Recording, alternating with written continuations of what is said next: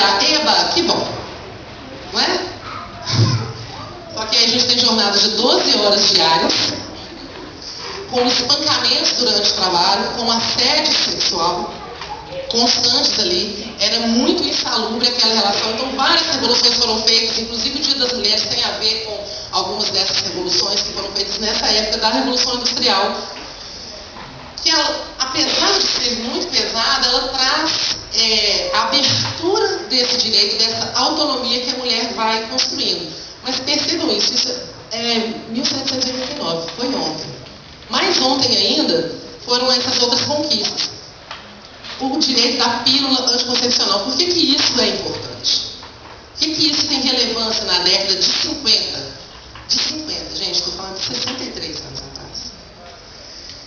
Porque a mulher, até então, uma mulher que merecia respeito, ela não poderia demonstrar nenhum prazer na cama. De preferência, ela transava de roupa e de luz apagada. Essa era a mulher que era a mãe, que o marido respeitava, que ele sustentava e que ficava ali cuidando daquela realidade que ela estava inserida. Fora essas mulheres, tinham as outras, que eram as prostitutas. Essas sim podiam fingir, na maioria das vezes, o prazer, e elas estavam ali para servir os homens, que novamente também bancadas por eles, e toda essa relação. Então, entende como a nossa relação com o nosso corpo e com o nosso prazer está extremamente comprometida, historicamente mesmo, porque se eu estou me relacionando sexualmente e estou gostando, então eu não tenho valor. Se eu tenho valor, eu não posso ter relação sexual, sentir prazer na relação sexual. Então a pílula ela é importante por isso, porque ela traz esse lugar para a mulher. O que é uma pílula? É você ter o direito à relação sexual sem ser para procriação. Que o que acontecia antes não era assim. Se as mulheres que realmente se preveniam ou abortavam eram as mulheres que viviam disso. Né? As donas de casa de respeito não tinham esse direito. Então a pílula traz esse impulso de liberdade, vamos dizer assim, sexual, dessa relação com o corpo, com o prazer.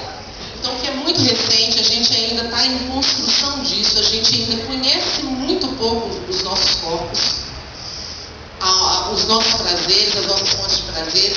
Apesar de hoje a gente ver que está muito mais fácil uma mulher sair com o cara na primeira noite e vai com ele para a cama, o que não necessariamente quer dizer que ela está sentindo prazer ali naquela situação e naquela relação.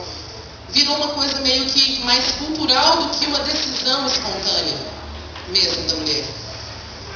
Então esse lugar está muito recente, a gente ainda está nesse processo de construção, por isso que essa reflexão desse lugar é importante ser pensada.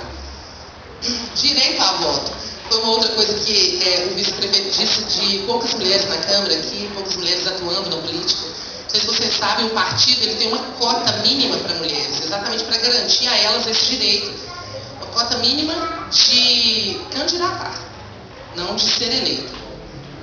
Mas a mulher passou a ter direito a voto em fevereiro de 1932.